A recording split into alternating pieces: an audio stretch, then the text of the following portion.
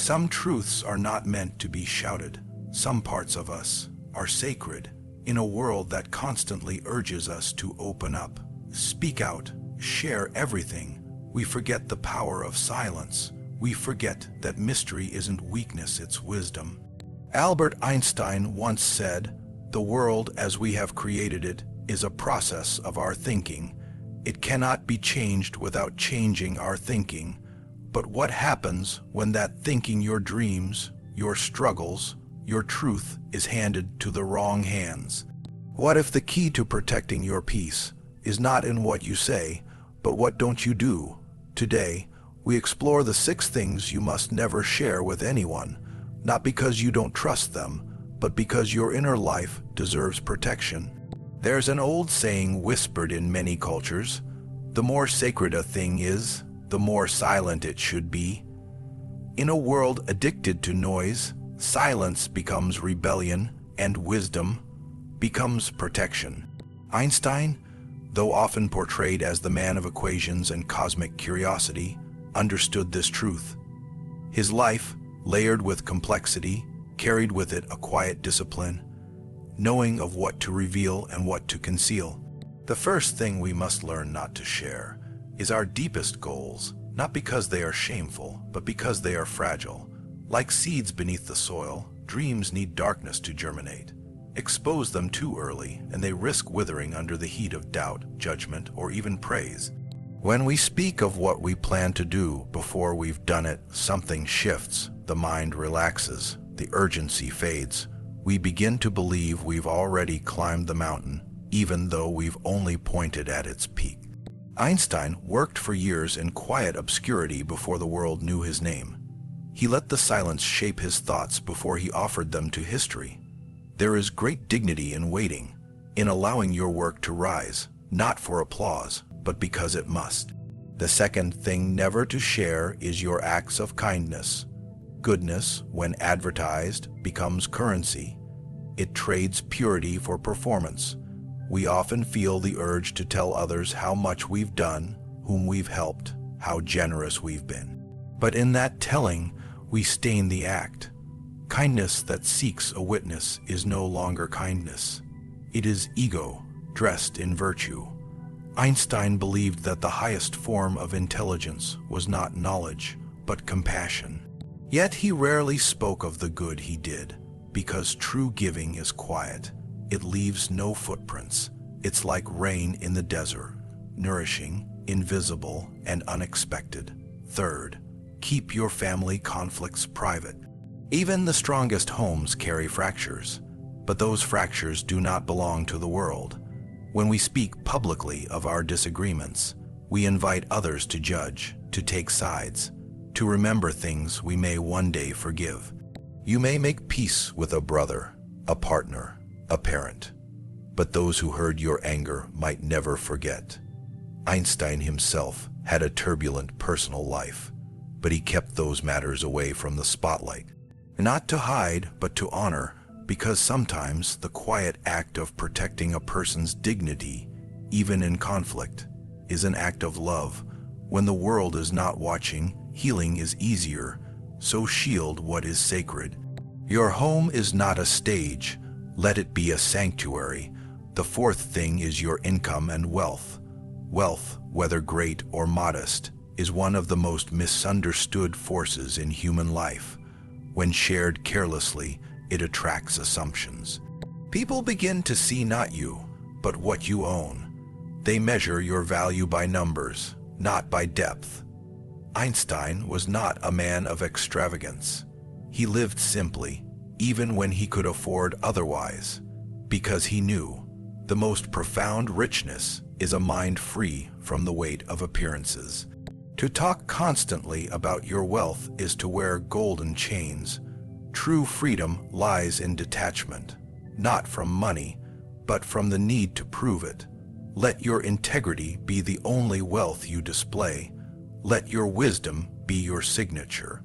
In silence, you will find fewer friends perhaps, but more real ones. Then comes your next move. Plans are delicate things. Before they form, they are fog-shapeless, changing, vulnerable. When you speak too soon of what you will do, you invite interference. Not always malicious, but distracting. People give opinions, they project fears, and sometimes even their encouragement becomes pressure. Einstein followed his curiosity like a compass, not like a performance. He didn't announce his next paper. He didn't declare his future discoveries. He simply worked, quietly, obsessively, until the work itself roared loud enough for the world to hear. Let your actions speak. Let your journey unfold in silence, because what is sacred grows best in stillness. And finally, perhaps most tender of all, your intimate struggles. There's a difference between honesty and exposure. Not everyone deserves access to the rawest parts of your soul. You can be authentic without being transparent. You can share pain without bleeding in public. There are people who will use your vulnerability as leverage, not out of cruelty, but out of unconsciousness. And there are moments where silence becomes the most protective act of self-respect. Einstein struggled with his emotions. He wrestled with isolation, depression, and internal storms. Yet he rarely spoke of them in public, not because he denied them, but because he honored them. Pain, when kept safe, becomes wisdom. When scattered too freely, it becomes gossip. Learn to discern who is safe, who has earned the right to witness your healing, and who merely seeks to feed their curiosity. Not all listening ears are loving ones. These 6 things, your goals, your goodness, your family wounds, your wealth, your plans, your pain, are sacred fires. Share them with care, guard them with grace, not because secrecy is power, but because some things lose their magic when handled by too many hands. To be silent is not to be afraid. It is to understand that the deepest truth echo loudest in the quiet. The most powerful lives are not always the loudest ones. They are the lives built on deep roots, strong boundaries, and quiet strength. And perhaps that is what Einstein tried to live, not just as a scientist of the cosmos, but as a philosopher of the soul. He taught us that not everything that can be counted counts, and not everything that counts should be shared. From here, we must go inward. We must ask, how much of ourselves have we given away, simply because we feared being misunderstood? And more importantly, what do we still hold sacred? What have we kept just for us? Let us reflect on that now, as we move deeper into this journey. The things we choose not to share are not signs of secrecy. They are signs of self-respect. In a world that constantly pulls us outward, there is something sacred about protecting what lives inward. When we hold close our intentions, our kindness, our struggles, it's not because we are cold, but because we understand the warmth of boundaries. The modern world has blurred the line between connection and performance. Every day, we are asked to put our lives on display. Our opinions, our relationships, our pain, it all becomes content. And slowly, without noticing, we start living for the eyes of others. The applause becomes addictive. The likes become validation. But beneath it all, the soul grows weary, because the soul was never meant to be marketed. It was meant to be nurtured.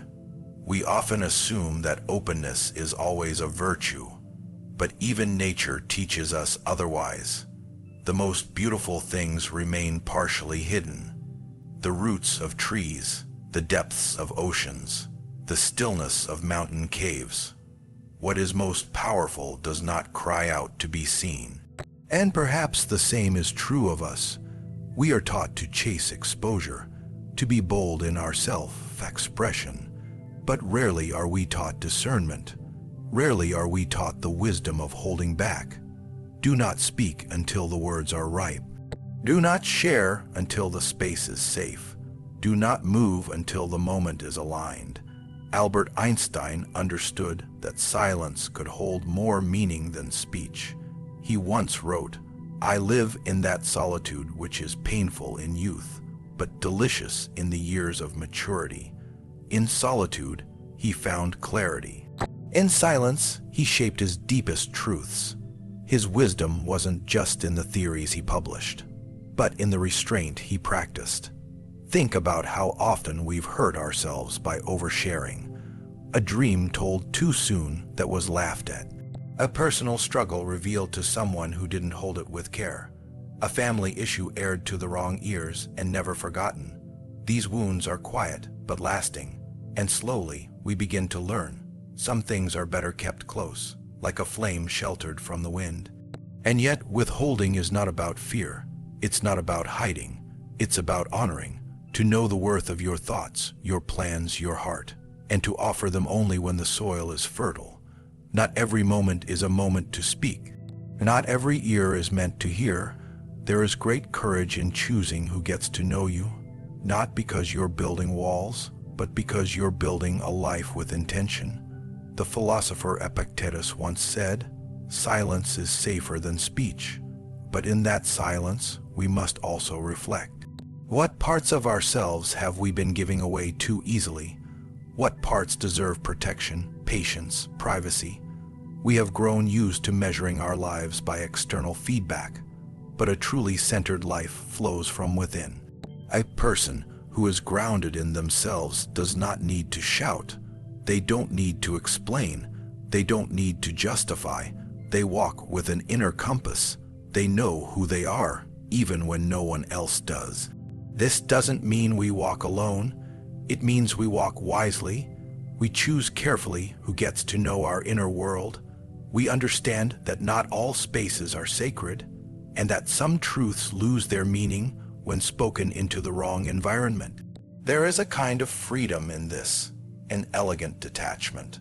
When you stop seeking to be fully understood by everyone, you make room to be deeply understood by a few, and sometimes those few include only you. There is also a kind of peace that grows in this space. When you no longer need to announce your plans, you move without pressure. When you no longer seek recognition for your kindness, your giving becomes pure. When you no longer share every wound, you begin to heal more deeply. The silence that once felt like loneliness now feels like home. The restraint that once felt like suppression now feels like wisdom. You begin to realize that your life is not a story to be constantly narrated. It is a sacred unfolding, a quiet bloom. Einstein lived in a time when game found him, but it never changed him. He remained a man of quiet walks, handwritten notes, and deep thinking. His genius was not just in what he discovered, but in how he carried it, with humility, with solitude, with reverence. We often think that to be seen is to be valued, but some of the most valuable things in the universe remain invisible. Gravity, time, thought, and perhaps the soul. So ask yourself, what would happen if you stopped performing your life and started living it? What would happen if you protected your intentions like sacred blueprints, instead of exposing them before they were built? What if you gave your dreams the privacy they need to grow strong? This is not about isolation. It is about inner alignment. When you know what to share and what to shelter, you become unshakable. You no longer react to the world. You respond. You no longer need approval. You act from purpose. And in this space of stillness, something incredible begins to form. A life of depth, a life of grace, a life where your energy is preserved, your mind is clear, and your actions speak far louder than your words ever could. This is the kind of life Einstein lived. Not perfect, not loud, but deeply intentional. He once said, "The monotony and solitude of a quiet life stimulates the creative mind. In a quiet life, there is space for insight. There is room for peace, and there is freedom from the endless need to explain yourself to the world." As we move forward, let us carry this wisdom with us. Not everything needs to be shared. Not everything needs to be known.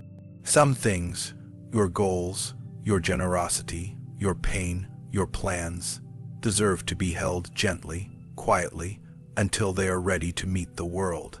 In protecting your inner life, you are not closing yourself off. You are opening yourself up to a deeper kind of freedom, to a richer kind of truth, to a life that flows from the inside out, not the outside in, and that is a kind of power the world cannot touch.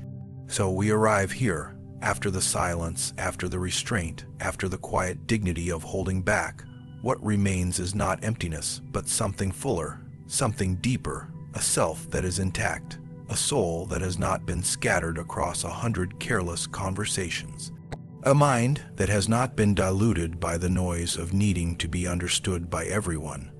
To live this way is not to shut the world out, but to welcome it more wisely, to walk through life not as an open book for all, but as a sacred text that only a few have truly read. Because when you begin to guard what's sacred within you, the world begins to sense a different kind of presence, one that doesn't need validation, one that doesn't crave attention, one that glows from something quieter, something more ancient. Albert Einstein lived most of his life in reflection, and though the world remembers him for his theories and equations, those who listened more closely remember him for his humility. His wisdom wasn't loud, it echoed. His thoughts didn't seek applause, they unfolded with time. He understood something many still struggle to grasp. The greatest truths don't need to be shouted to be heard. They are not meant for the crowd, but for the few who know how to listen. In choosing not to share certain things, you are not being deceptive. You are not building walls of pride. You are cultivating inner peace, because every time you share a sacred part of yourself with someone who does not honor it, a little part of you feels unseen. A little trust is bruised, a little confidence fades, and over time, if you give too much away, you may wake up feeling like a stranger to your own heart. There's a quiet strength in choosing to keep parts of your life sacred. It's the strength of someone who doesn't need to impress, someone who has made peace with being misunderstood, someone who knows that truth doesn't always require an audience, and not every answer needs to be explained.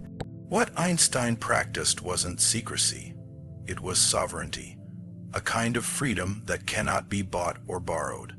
The freedom of knowing yourself so well that you no longer feel compelled to convince the world of anything.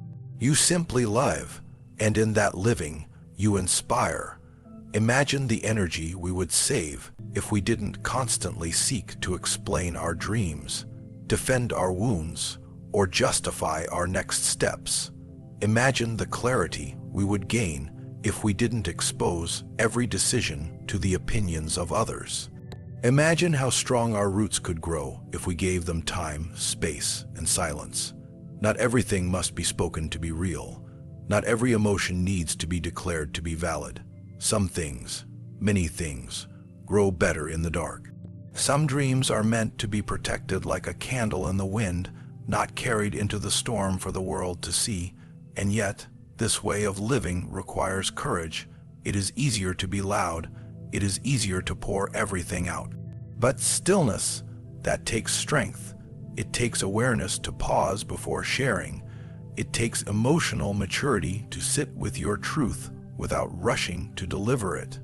It takes self-respect to recognize that your inner world is not a public property. You don't need to be known by everyone. You don't need to be praised for your goodness. You don't need to have your path approved by those who do not walk it. Your life is not a group project. It is a sacred responsibility. And the more you recognize this, the more aligned your days will become. Einstein once said, "Few are those who see with their own eyes and feel with their own hearts."